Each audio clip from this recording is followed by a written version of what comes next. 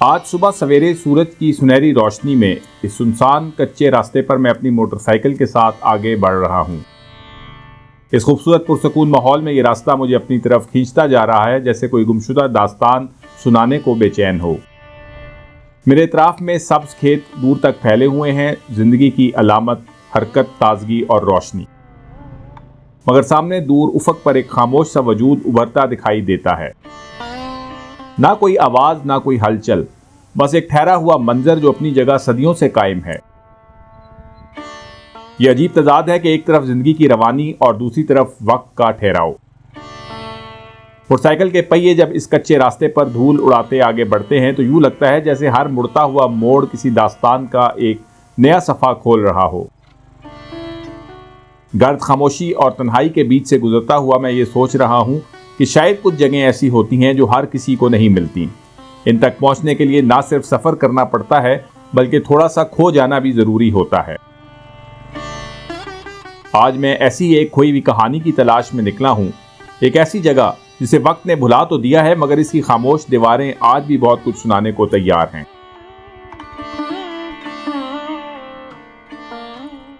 बिस्मिल्लाहिर्रहमानिर्रहीम, अस्सलाम वालेकुम। क्या हाल है? उम्मीद है कि आप सब लोग खैरियत से होंगे। तो इस वक्त आज मैं आपको लेकर आया हूँ चोलिस्तान में एक बड़ा ही खूबसूरत फोर्ट दिखाने, जिसका नाम है मीरगढ़ फोर्ट। तो ये आपके सामने है, चोलिस्तान के बिल्कुल बॉर्डर पर है। फोर्ट अब्बास और मरोड़ के दरमियान सराय चोलिस्तान के किनारे पर ये फोर्ट जो है सदियों से खड़ा है और अपनी जो है वो शान व शौकत दिखा रहा है। लेकिन ये बिल्कुल मुकम्मल जिस शक्ल में आप इसको अभी देख रहे हैं, ये इस हालत में नहीं था, बल्कि काफ़ी खस्ता हाली का शिकार था।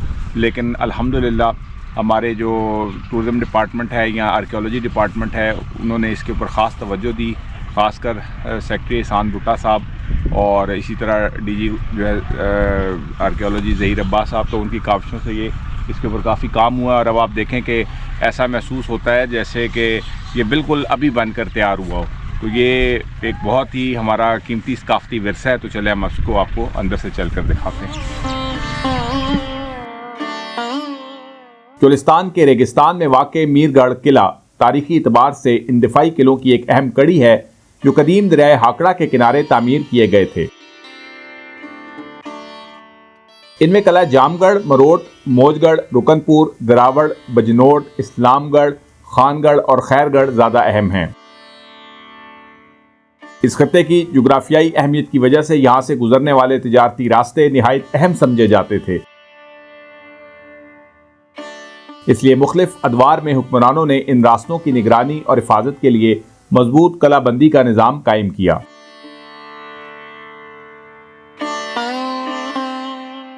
इस किले की तामीर का आगाज 1799 ईस्वी में जाम खान मारूफानी के बेटे नूर मोहम्मद खान ने करवाई, जो अब्बासी दाऊद पोतरा कबीले से ताल्लुक रखते थे। रवायात के मुताबिक ये किला 1803 में मुकम्मल हुआ। 1955 में रियासत बहावलपुर के खात्मे के बाद ये किला ज़बूहाली का शिकार होता गया, लेकिन 2020 में महकमा आसार कदीमा पंजाब के एक सर्वे में इसको भी चोलिस्तान के उन 13 किलों में शामिल किया गया जिन्हें फौरी तहफ़्फ़ुज़ की ज़रूरत थी। चुनांचे अब 2026 में ये तकरीबन मरम्मत के बाद तैयार हो चुका है और हेरिटेज एंड कल्चरल टूरिज्म में दिलचस्पी रखने वालों के लिए एक अहम सयाहती मरकज़ है। बहावलपुर शहर से ये 122, बहावल नगर से 135, मंडी यजमान से 100, जबकि फोर्ट अब्बास से 30 किलोमीटर दूर है। यहाँ आप बाइक और जीप के अलावा हर तरह की गाड़ी में पहुंच सकते हैं।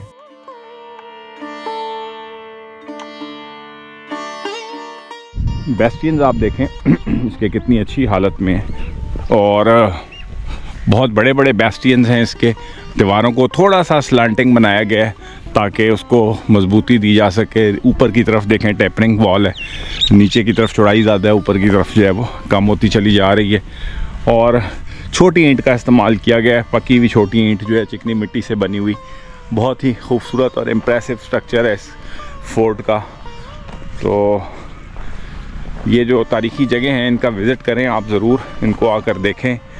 आपको अंदाज़ा होगा कि आज से कई सौ साल पहले लोग यहाँ पर कैसे ज़िंदगी गुजारते थे और यहाँ पर क्या हालात थे। असल में ये जो किले थे ये तजारती काफ़िलों की जो है वो रास्ते में थे और उस वक्त जो है वो रास्ते में लुटने का डर होता था, तो इस किस्म के छोटे फ़ौजी चौकियाँ और किले जो हैं वो तामीर किए जाते थे। फिर दुश्मन जो हमला आवर आते थे यहाँ पर सेंट्रल एशिया से दिल्ली की तरफ जाते थे, उनसे बचने के लिए फिर आपस में जो सरदार होते थे मुकामी कबायली, उनके आपस में लड़ाई झगड़े रहते थे एक दूसरे के साथ, मुख्तलिफ़ कबीलों के साथ, तो उनसे भी बचने के लिए इन किलों की तामीर जो है वो की जाती थी। तो ये इसका आप फ्रंट पोर्शन जो है वो देख सकते हैं इस फोर्ट का। ये इसका जो है वो दाखिली दरवाज़ा है, ये भी अब प्रिजर्व हो चुका है माशाल्लाह, बिल्कुल वैसे ही इसको प्रिजर्व किया गया है, इसको रिस्टोर किया गया है जैसा कि ये अपनी असल हालत में किसी दौर में तामीर हुआ था।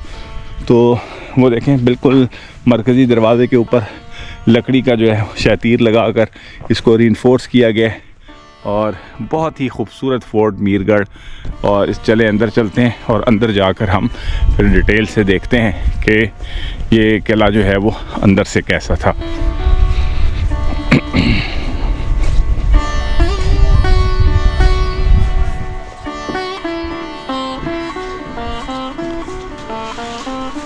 अस्सलाम वालेकुम, क्या हाल है? ठीक है माशाल्लाह, बड़ा ज़बरदस्त काम किया है जी, बिल्कुल ऐसे लग रहा है जैसे उसी दौर का काम है। ये मेहराबें सी बनी हुई हैं, ये छत देखें बिल्कुल वैसे ही गोल छत जैसा कि चोलिस्तान के बाकी किलों में है। ये हवा के लिए रास्ते बनाए गए थे यहाँ से, और ऊपर चलते हैं सीढ़ियों से देखते हैं। ये देखें दीवारों में जगह जगह ताकचे बने हुए हैं चिराग जलाने के लिए। ऊपर की तरफ देखते हैं जी, सीढ़ियाँ भी इन्होंने बना दी हैं। मैं आपको बता चुका हूँ पहले भी कि मैं 15-20 साल पहले भी यहाँ पर आया था, उस वक्त इनकी हालत जो है वो बहुत ही ज़्यादा ख़राब थी। अस्सलाम वालेकुम। तो अब ये देखने से पता ही नहीं चलता कि ये वही किला है, बड़ी खूबसूरत रेस्टोरेशन इसकी जो है वो की गई है।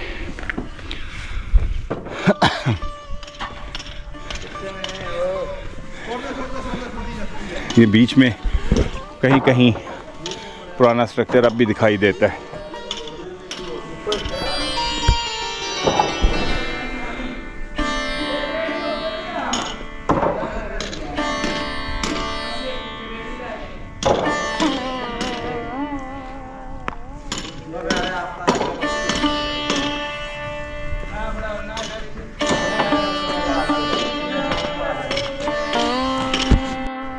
ये ऊपर वाला हिस्सा है बेस्टियन का, यहाँ पर जाकर देखते हैं अंदर। देखें दीवारों को कैसी ज़बरदस्त गोलाई दी गई थी। ये देखें कर्व आर्च बनाने के लिए कैसे ईंटों को टेढ़ा जोड़ा गया आपस में और एक दूसरे के साथ फंसा कर इनको रीइंफोर्स किया गया। ये आप देख सकते हैं। इसी तरह ऊपर चलते हैं मज़ीद, बेस्टियन के सबसे ऊपर वाले हिस्से पर जाकर देखते हैं कि वहाँ से कैसा मंजर दिखाई देता है। वाह जी वाह, सुभान अल्लाह। ये देखें बिल्कुल गोलाई में बेस्टियन, जहाँ पर कभी खड़े होकर पहरेदार दूर दराज इलाकों पर नज़र रखते थे और ये देखते थे कि हमलावर कहीं से जो है वो ना आ रहे हों, तो हमले की सूरत में किले के दरवाजे बंद कर दिए जाते थे, बगल बजा दिए जाते थे और पूरा हिफाजती इंतज़ाम जो है मुकम्मल किया जाता था। दीवारों की आप चौड़ाई देखें, कितनी कितनी बड़ी और मोटी और चौड़ी दीवारें हैं इस किले की। इंटरेस्टिंग चीज़ के ये जो कोनों वाले बेस्टियंस हैं ये फुल सर्कुलर हैं, जबकि जो बीच वाले सेंटर वाले हैं वो हाफ यानी कि सेमी सर्कल में। ये आप देखें कोने वाले पूरा सर्कल बना रहे हैं, जबकि ये सेंटर वाले हैं ये सेमी सर्कल है।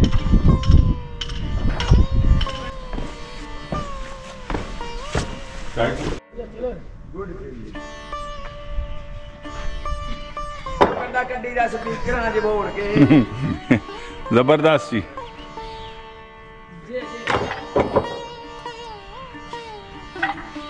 वाह माशाल्लाह, बड़ी प्रैक्टिस है जी। देखो 2-2 ईंटें इकट्ठी, ये देख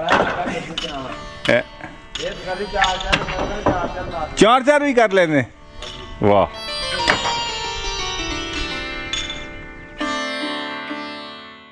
मीरगढ़ किले का कुल रकबा तकरीबन 0.5 एकड़ पर मुश्तमिल है और ये मुरब्बा शक्ल में है।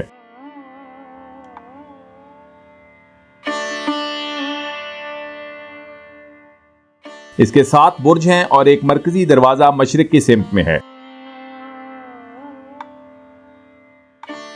4 बुर्ज मुकम्मल गोल जबकि 3 निस्फ गोल हैं। तो जी व्यूअर्स, आपको ये मीरगढ़ फोर्ट कैसा लगा? उम्मीद है कि आपको पसंद आया होगा। और क्योंकि ऐसी तारीखी जगह जो है पाकिस्तान में बेशुमार जगह जगह पर बिखरी पड़ी हैं, लेकिन उनके बारे में आपको ना तो कोई इन्फॉर्मेशन मिलती है डिटेल और ना ही कोई सही व्लॉग्स मिलते हैं, सही जो इन्फॉर्मेशन आपको दे सकें, जिस पे जो है वो पूरी तारीख भी बताई जाए।